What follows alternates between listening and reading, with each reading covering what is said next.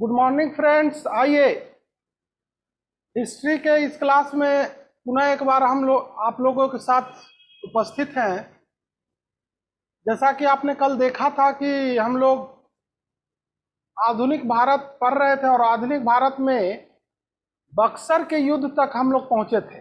बंगाल पर British topic था, बंगाल पर ब्रिटिश विजय के अंतर्गत बक्सर का युद्ध आपने देखा था। आज वहीं बक्सर के युद्ध से ही शुरू करते हैं। तो आइए ध्यान से देखिएगा।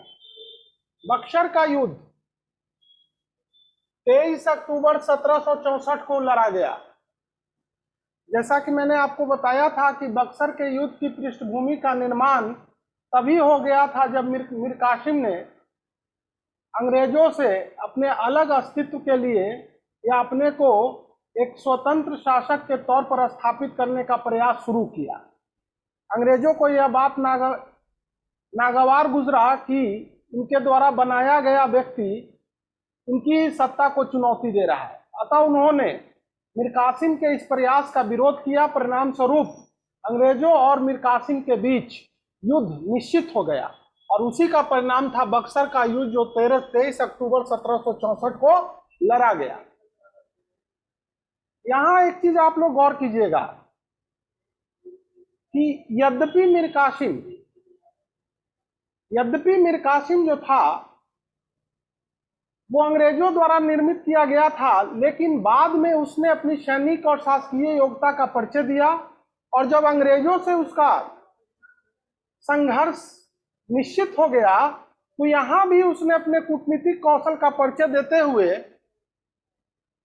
मुगल सम्राट शाह आलम द्वितीय और अवध के नवाब शुजा-उद-दौला को अपने साथ मिला लिया और उसने एक संयुक्त सैनिक गठबंधन का निर्माण किया जो मीर कासिम की योग्यता को दर्शाता है।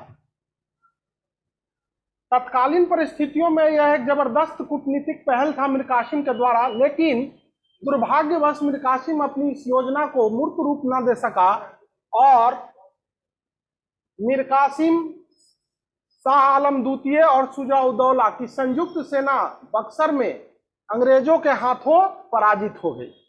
युद्ध का परिणाम हुआ मीर कासिम की पराजय। यह पराजय केवल मीर कासिम का नहीं था बल्कि शाह आलम की भी थी और अवध के नवाब शुजा-उद-दौला की भी थी। परिणाम स्वरूप बंगाल पर अंग्रेजों की पूर्ण सत्ता की स्थापना हुई। अर्थात पलासी के युद्ध में अंग्रेजों ने बंगाल पर जो विजय स्थापित किया था, बक्सर के युद्ध ने उस विजय की पुष्टि कर दी गई। बक्सर का विजय जो था वो पलासी के विजय का पुष्टिकरण था। अर्थात अब यह निश्चित हो गया कि बंगाल की सत्ता पूरी तौर पर अंग्रेजों के नियंत्रण में आ चुकी थी।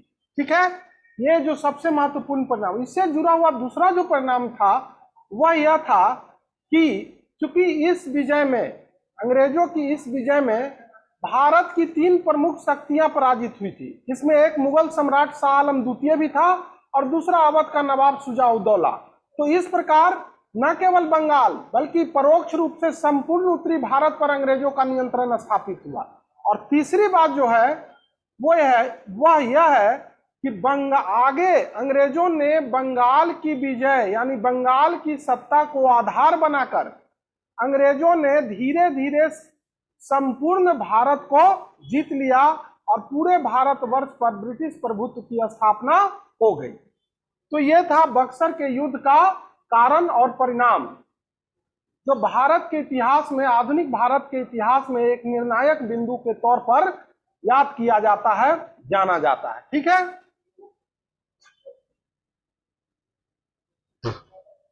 अब आते हैं बक्सर के युद्ध के बाद बंगाल का क्या हुआ। तो बक्सर के युद्ध के बाद बंगाल पर पुनः मीर जाफर बंगाल का नया नवाब बना। अंग्रेजों ने पुनः मीर जाफर को बंगाल का नवाब बनाया, लेकिन 5 जनवरी 1765 में मीर जाफर की मृत्यु हो जाती है। मीर जाफर की मृत्यु के बाद जो बंगाल के नवाब बने उसमें देखिएगा आप लोग ध्यान से, मीर जाफर के बाद नज्म-उद-दौला जो 1765 से 1766 तक नवाब रहा। ठीक है, उसके बाद है सैफ-उद-दौला जो 1766 से 1770 तक नवाब रहा। और उसके बाद है मुबारक उदौला, जो बंगाल का अंतिम नवाब था। मुबारक उदौला जो 1770 से 1774 तक बंगाल का नवाब रहा।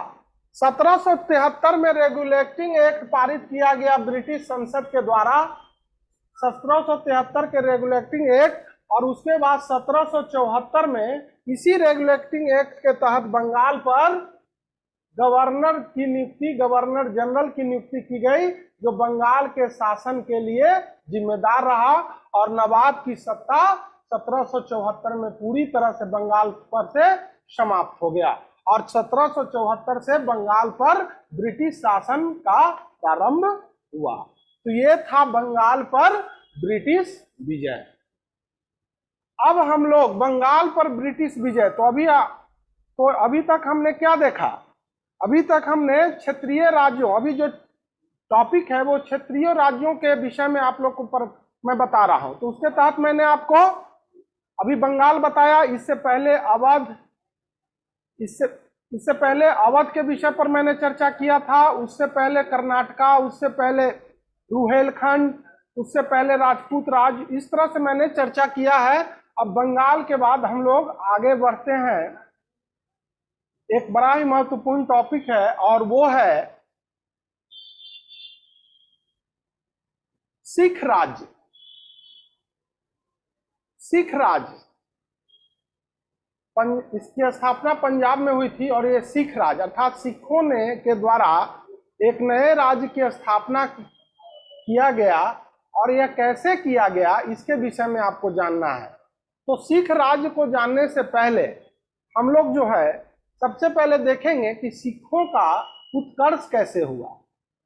तो यहाँ पे आप लोग जानिए कि सिख धर्म, सिख हिंदुओं से निकला हुआ एक नवीन धर्म था। और 15वीं 16वीं सदी में इसका निर्माण हुआ था। और एक नवीन सिख धर्म की स्थापना का श्रेय है गुरु नानक को। गुरु नानक के द्वारा एक नए सिख धर्म की स्थापना की गई थी। मध्यकालीन भारत को पढ़ाने के दौरान मैंने आपको बताया था कि गुरु नानक 15वीं 16वीं सदी में भारत में होने वाले भक्ति आंदोलन के एक प्रमुख संत थे। देखिए बोर्ड पर लिखा हुआ है, ये निर्गुण भक्ति संत थे। अर्थात भक्ति आंदोलन की जो धारा 16वीं 15वीं सदी में जो भारत में बही, वो दो भागों में विभाजित थी मुख्य तौर पर, एक सगुण और एक निर्गुण। और निर्गुण भक्ति संत में प्रमुख स्थान गुरु नानक का था। बाद में गुरु नानक ने अपने वचनों, अपने विचारों, अपने प्रवचनों के द्वारा अपने एक बहुत बड़ा अनुयायी, इनको मानने वाले एक बहुत बड़े वर्ग इनको मानने लगा, इनको अपना गुरु के तौर पर स्वीकार किया। और बाद में इन्हीं लोगों के द्वारा सिख धर्म की स्थापना हो गई। तो गुरु नानक सिख धर्म के संस्थापक थे। सिख धर्म में कुल 10 गुरु हुए। गुरु नानक को पहला गुरु, सिख धर्म का पहला गुरु और सिख धर्म का संस्थापक गुरु नानक को माना जाता है। तो यहाँ पर गुरु नानक के विषय में कुछ जानकारियां हैं जो मैंने बोर्ड पर लिखा है, आप उसको देखिएगा। तो सबसे पहले जन्म, गुरु नानक का जन्म 15 अप्रैल, गौर से देखिएगा आप लोग, गुरु नानक का जन्म 15 अप्रैल 1469 को तलवंडी, समय है 15 अप्रैल 1469, स्थान है तलवंडी। तलवंडी जो है इसको ननकाना साहब के नाम से भी जाना जाता है और वर्तमान में यह पाकिस्तान में है। तो गुरु नानक साहब का जन्म कहाँ हुआ? तलवंडी, जो वर्तमान में पाकिस्तान में है। ठीक है। इनके पिता का नाम था इनका कालू जी मेहता। पिता का नाम कालू जी मेहता, जो एक खत्री थे। खत्री यानी गुरु नानक भी खत्री एक जाति है, उपजाति है पंजाब में, उसी से रिलेटेड थे, संबंधित थे। माता का नाम, गुरु नानक जी के माता का नाम था तृप्ता देवी। तृप्ता देवी गुरु नानक जी के पत्नी का नाम था सुलक्षणा देवी। ठीक है, तो गुरु नानक जी के पत्नी का नाम सुलक्षणा देवी। ज्ञान प्राप्ति, गुरु नानक जी को काली बेन नदी, गुरु नानक जी को काली बेन नदी के किनारे ज्ञान की प्राप्ति हुई थी। और उपदेशों का संकलन, यानी गुरु नानक जी ने अपने जीवन काल में जितने भी उपदेश दिए उन सभी उपदेशों का संकलन आदि ग्रंथ में किया गया है। यह आदि ग्रंथ सिखों का पवित्र धर्म ग्रंथ है। जैसे हम लोगों का गीता रामायण है, उसी प्रकार सिखों का आदि ग्रंथ है। ठीक है। मृत्यु, गुरु नानक जी की मृत्यु 1539, गौर से देखिएगा, 1539 में करतारपुर में हुआ था। करतारपुर अभी हाल ही में करीब 2 वर्ष पहले 2019 की बात है, 2019 की ही बात है कि करतारपुर कॉरिडोर भारत सरकार ने पाकिस्तान के साथ मिलकर करतारपुर, यहां नोट कर लीजिएगा, ये इसलिए इंपॉर्टेंट है कि अभी हाल की घटना है। करतारपुर कॉरिडोर का निर्माण किया है। तो करतारपुर कॉरिडोर क्या है? वास्तव में ये गुरु नानक जी के जन्म स्थान और जहां उनकी मृत्यु हुई, अर्थात करतारपुर और जन्म स्थान कहां था? ननकाना साहब के बीच एक संपर्क है। अर्थात सिख धर्म के अनुयायियों को आपस में जोड़ने के लिए करतारपुर कॉरिडोर का निर्माण किया गया। ठीक है, अब आते हैं आगे। तो सिखों के प्रथम गुरु का नाम हुआ गुरु नानक। ठीक है। सिखों के दूसरे गुरु गुरु अंगद, सिखों के दूसरे गुरु का नाम था गुरु अंगद। गुरु अंगद के द्वारा क्या क्या कार्य किया गया? तो सबसे पहला काम, लंगर व्यवस्था को स्थायी बनाया।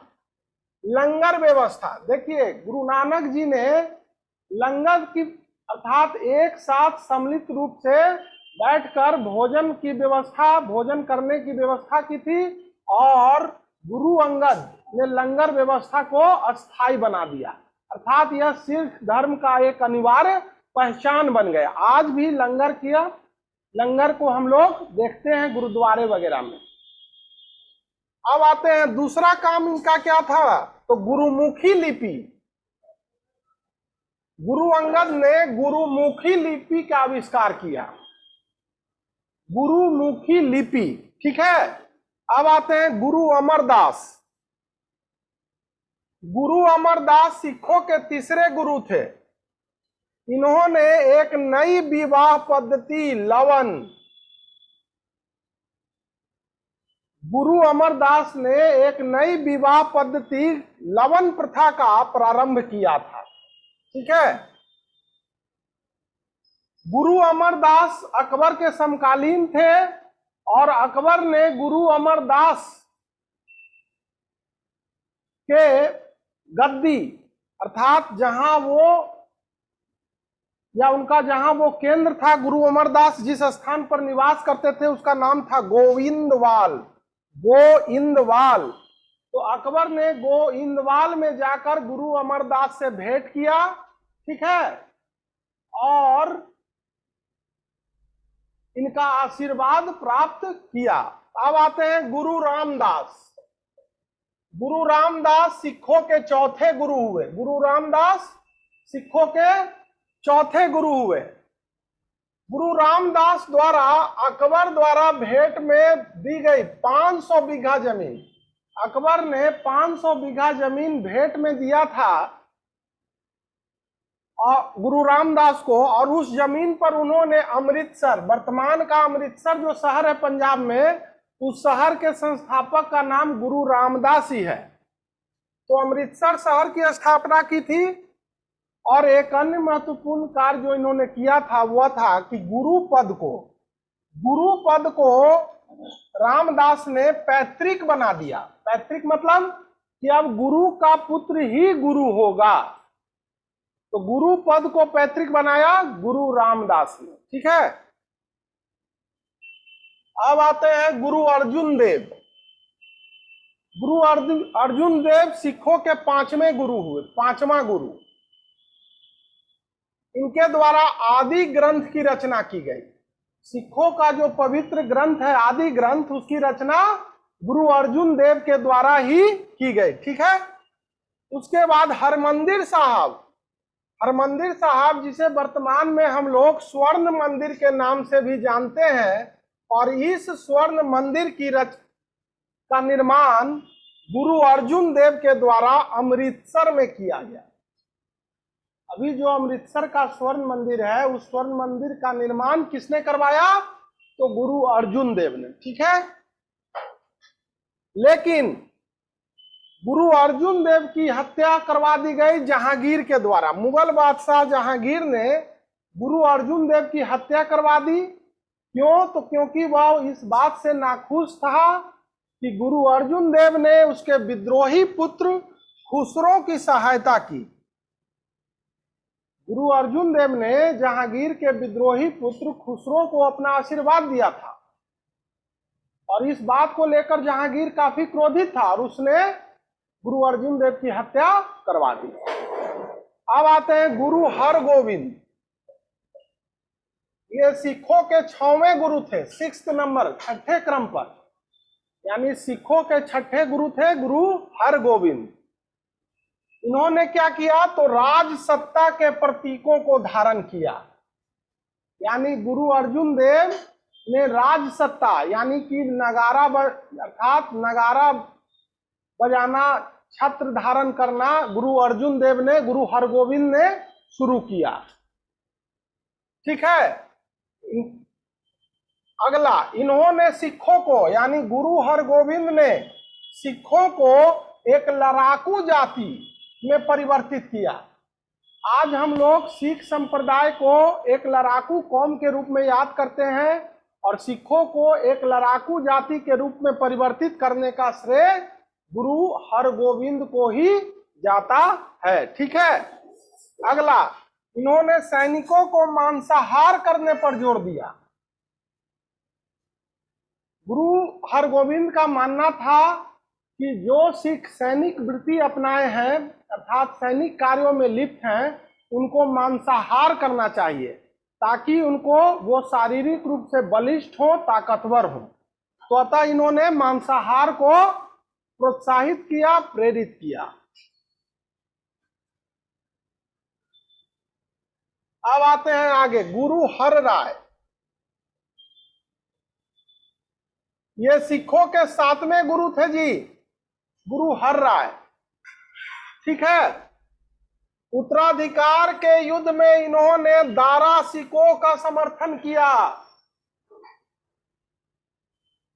गुरु हर राय ने शाहजहां के पुत्रों के बीच जब उत्तराधिकार का युद्ध प्रारंभ हुआ, तो इन्होंने दारा सिकों का समर्थन किया। इस बात को लेकर औरंगजेब काफी नाखुश भी रहता था इनसे। अब आते हैं गुरु हरकिशन। ये सिखों के 8वें गुरु थे, 8वें नंबर के गुरु हरकिशन। चेचक से इनकी मृत्यु हो गई। ये काफी कम समय के लिए गुरु के पद पर रहे। चेचक के कारण इनकी असामयिक मृत्यु हो गई थी। अब आते हैं गुरु तेग बहादुर। ये सिखों के 9वें गुरु थे, 9वें क्रम के सिखों के 9वें गुरु गुरु तेग बहादुर। इन्होंने औरंगजेब की धार्मिक नीतियों का पुरजोर विरोध किया। औरंगजेब की धार्मिक नीतियों से ये काफी नाखुश थे और उसका इन्होंने पुरजोर विरोध किया। आगे, इस्लाम धर्म स्वीकार न करने के कारण औरंगजेब के द्वारा इनकी हत्या करवा दी गई। गुरु तेग बहादुर की हत्या किसने करवाई? तो औरंगजेब ने। क्यों करवाया? तो क्योंकि इन्होंने इस्लाम धर्म को स्वीकार करने से मना कर दिया था। ठीक है। इनकी मृत्यु के पश्चात दिल्ली में इनकी याद में एक गुरुद्वारे की स्थापना की गई थी जिसका नाम है शीशगंज। आज भी शीशगंज गुरुद्वारा सिखों के लिए एक पवित्र स्थल है। जो दिल्ली में स्थित है। अब आते हैं आगे। अब आइए गुरु गोविंद सिंह। गुरु गोविंद सिंह सिखों के 10वें एवं अंतिम गुरु, सिखों के 10वें एवं अंतिम गुरु गुरु गोविंद सिंह थे। इनके बाद गुरु का पद समाप्त हो गया और सिखों का मार्गदर्शन जो था वो गुरु ग्रंथ साहिब हो गया, अर्थात अब आगे कोई गुरु नहीं होगा। ठीक है। इनका जन्म पटना में हुआ था। वर्तमान बिहार की राजधानी पटना में गुरु गोविंद सिंह का जन्म हुआ था। ठीक है। इन्होंने सिखों को एक सैनिक संप्रदाय में परिवर्तित किया और दल खालसा की स्थापना की। गुरु गोविंद सिंह ने दल खालसा की स्थापना की और सिखों को एक सैनिक संप्रदाय के रूप में परिवर्तित किया। पंचककार, गुरु गोविंद सिंह ने सिखों के लिए पंचककार निश्चित किए। पंचककार क्या था? तो केस, कच्छा, कंघा, करा और कृपान, अर्थात सिखों को लंबे लंबे बाल, अर्थात उन्हें अपने बाल नहीं कटवाने हैं, उनको कच्छा धारण करना है, कंघा रखना है ताकि जिससे वो अपने बाल को हमेशा ठीक रख सके, करा, हाथ में करा धारण करना है और कृपान यानी तलवार। गुरु गोविंद सिंह ने सिख पुरुषों के लिए सिंह और महिलाओं के लिए कौर नामक टाइटिल धारण करने की सलाह दी। आज भी आप लोग देखिएगा कि अधिकांश सिख पुरुष जो हैं वो सिंह टाइटिल और अधिकांश सिख महिलाएं कौर टाइटिल रखती हैं। गुरु गोविंद सिंह की आत्मकथा का नाम है विचित्र नाटक। गुरु गोविंद सिंह की आत्मकथा का नाम है विचित्र नाटक। ठीक है। 1708 में नांदेड़ महाराष्ट्र में अजीम खान नामक एक अफगान द्वारा इनकी हत्या कर दी गई। 1708 नांदेड़ में अजीम खान नामक एक अफगान द्वारा गुरु गोविंद सिंह की हत्या कर दी गई। तो ये था सिख धर्म की स्थापना और उसके प्रारंभिक 10 गुरुओं के नाम। अब आगे आते हैं।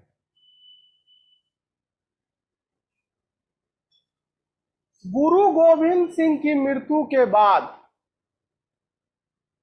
सिखों का राजनीतिक नेतृत्व जिस व्यक्ति ने किया उसका नाम है बंदा बहादुर। क्या नाम है? बंदा बहादुर। बंदा बहादुर का जन्म 1670 ईस्वी में राजौरी कश्मीर में हुआ था। 1670 राजौरी कश्मीर में। बचपन का नाम लक्ष्मण देव। बंदा बहादुर के बचपन का नाम लक्ष्मण देव। जाति, ये राजपूत जाति से संबंधित था। बंदा बहादुर राजपूत जाति से संबंधित था, लेकिन बाद में गुरु गोविंद सिंह के संपर्क में आने के कारण इसने सिख धर्म को स्वीकार कर लिया। गुरु गोविंद सिंह से प्रभावित होकर सिख धर्म स्वीकार किया। देखिएगा, ये पहला व्यक्ति था बंदा बहादुर जिसने सिख राज्य यानी सिखों का एक अपना राज्य हो, राजनीतिक राज्य हो और इसकी स्थापना के लिए प्रयास किया और उसे मूर्त रूप प्रदान करने की कोशिश की। ठीक है। इसने गुरु नानक और गोविंद सिंह के नाम पर सिक्के चलाए। ठीक है। बाद में मुगल बादशाह फर्रुखसियर द्वारा इसकी हत्या करवा दी गई। मुगल बादशाह फर्रुखसियर द्वारा इसकी हत्या करवा दी गई। तो ये था सिखों का प्रारंभिक इतिहास। इसके बाद हम लोग सिखों का एक महत्वपूर्ण राजनीतिक शक्ति के रूप में उदय देखेंगे जब, और उसके लीडर रंजीत सिंह के विषय में पढ़ेंगे, जो आने वाले क्लास में मैं आपको बताऊंगा। ठीक है, अब इससे आगे बढ़ते हैं। अब आइए, अब एक नया टॉपिक फिर आपके सामने मैं लाया हूं, और ये बड़ा ही इंपॉर्टेंट टॉपिक है, और उसका नाम है पेशवा एवं मराठा साम्राज्य। पेशवा एवं मराठा साम्राज्य। यहां आपको मराठा साम्राज्य के विषय में कुछ समय पहले मैंने आपको बताया था कि शिवाजी एक मराठा हीरो थे। इन्होंने मराठों को संगठित किया, उन्हें एक राजनीतिक सूत्र में बांधा, और उन्होंने एक मराठा राज्य की स्थापना की। ठीक है, शिवाजी के बाद उनका पुत्र जो था वो राजा बना संभाजी। संभाजी के पास उनका छोटा पुत्र राजा राम, और राजा राम की मृत्यु के बाद राजा राम का अल्पवयस्क पुत्र राजा बना, और उसकी संरक्षिका बनी ताराबाई। वहां तक मैंने आपको बता दिया था। आज मैं आपको पेशवा और मराठा, अर्थात मराठों, पेशवा के अधीन मराठों के उत्कर्ष की कहानी बताऊंगा। आपको पता चलेगा कि किस प्रकार पेशवा कौन थे और कैसे इन्होंने मराठों को भारत की सर्वोच्च राजनीतिक शक्ति के रूप में स्थापित कर दिया।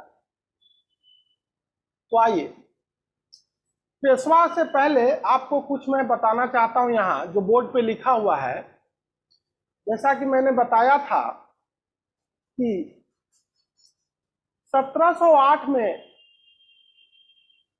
मुगल सम्राट बहादुर शाह प्रथम ने शिवाजी के पौत्र शाहू को, शिवाजी के पौत्र शाहू को मुगल कैद से आजाद कर दिया। ठीक है, शाहू जब मुगल कैद से आजाद हुआ तो वो मराठा प्रदेश पहुंचा, जहां ताराबाई मराठों का नेतृत्व कर रही। शाहू जब पहुंचता है महाराष्ट्र तो उसने ताराबाई से सत्ता की मांग की।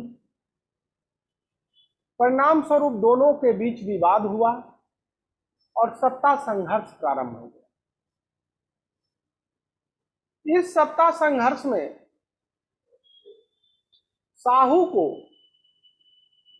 एक बड़े ही योग्य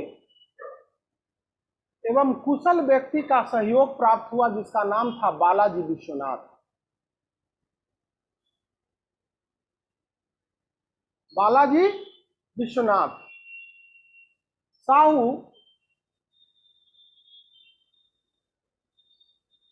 बालाजी विश्वनाथ के सहयोग से 12 अक्टूबर 1707 खेरा का युद्ध,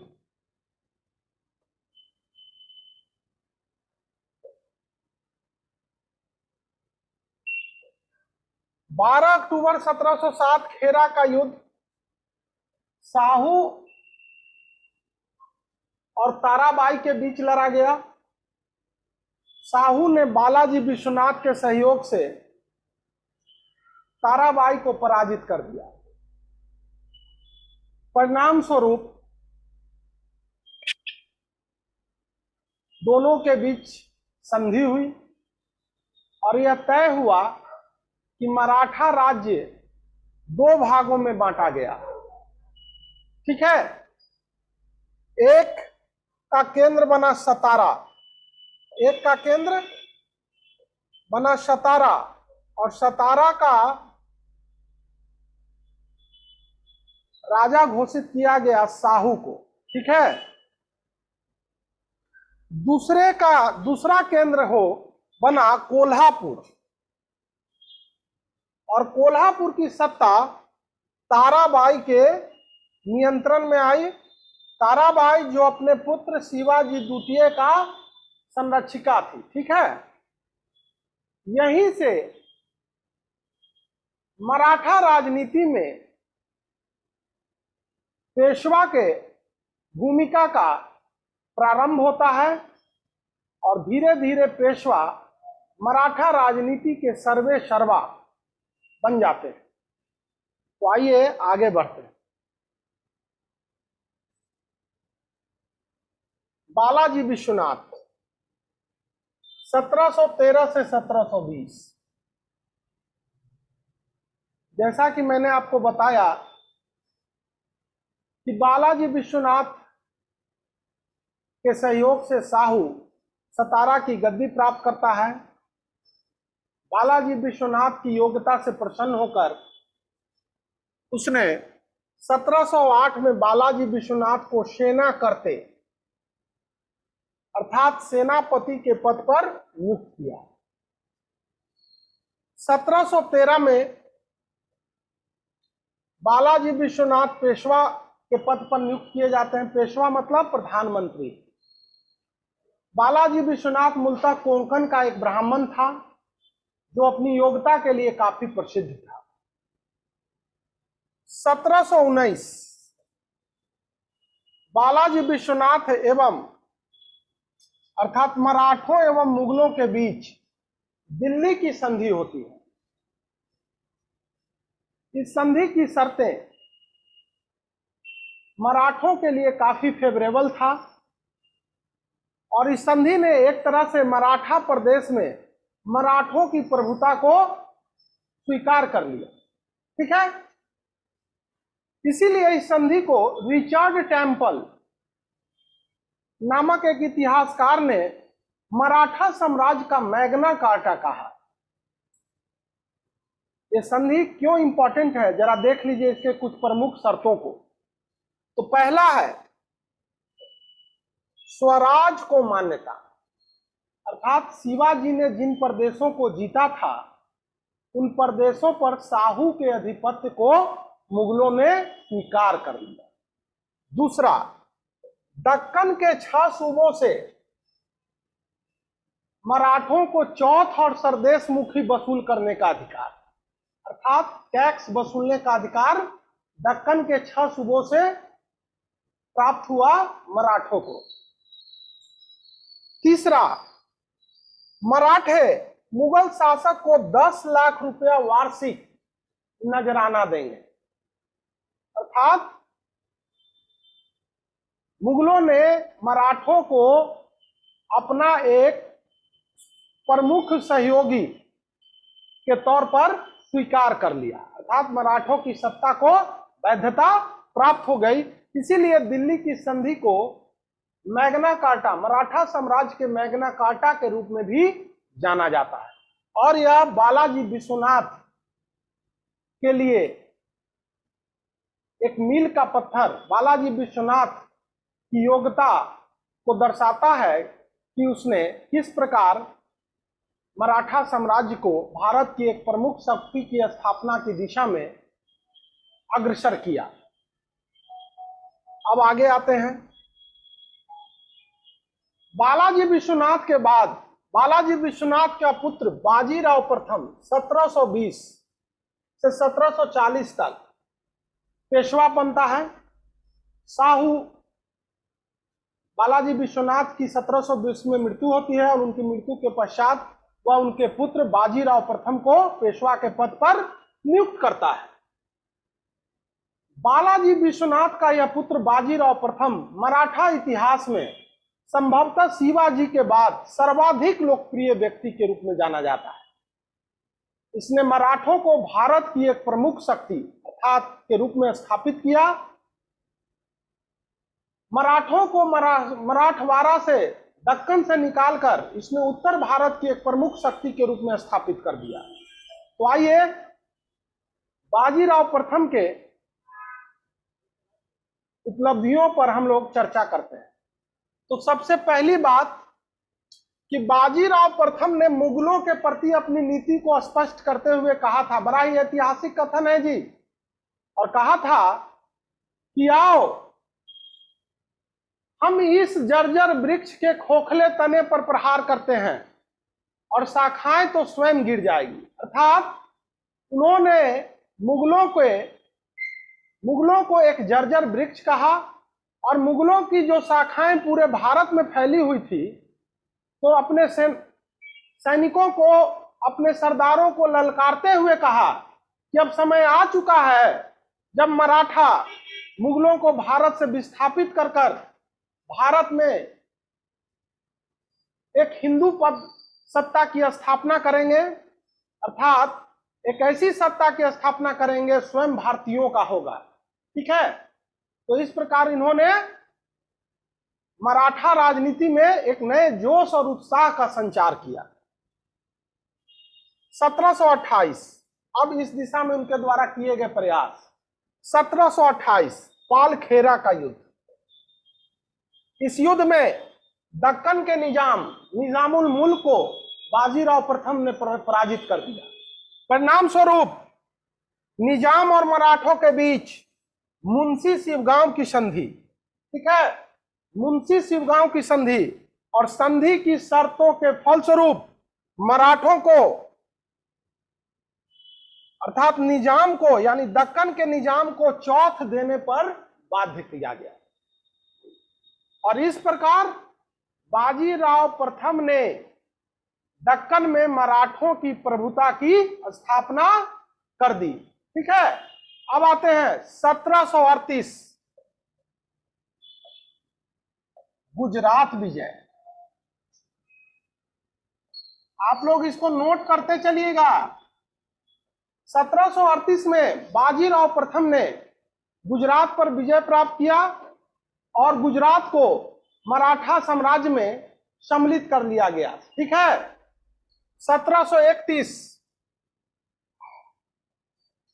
वारणा की संधि। देखिए, मराठा राजनीति में इस संधि का प्रमुख महत्व है। वारणा की संधि, यह संधि किसके बीच हुई? यह संधि शंभूजी मतलब ताराबाई के पुत्र। जैसा कि मैंने बताया था कि मराठा राज्य दो भागों में विभाजित हो गया था, एक कोल्हापुर और दूसरा सतारा। तो 1731 में बाजीराव प्रथम ने शंभूजी को पराजित किया और वारणा की संधि के लिए बाध्य किया। और इस संधि की शर्तों के तहत कोल्हापुर ने सतारा की प्रभुता, यानी साहू की प्रभुता को शंभूजी ने स्वीकार किया। साहू की प्रभुता पूरे महाराष्ट्र पर स्थापित।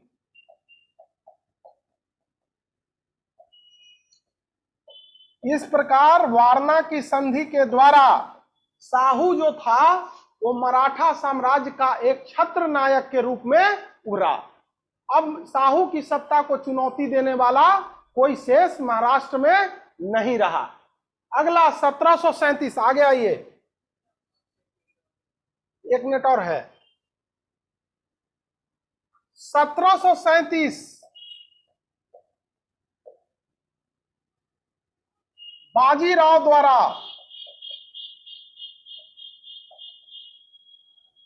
दिल्ली पर धावा। दिल्ली पर धावा,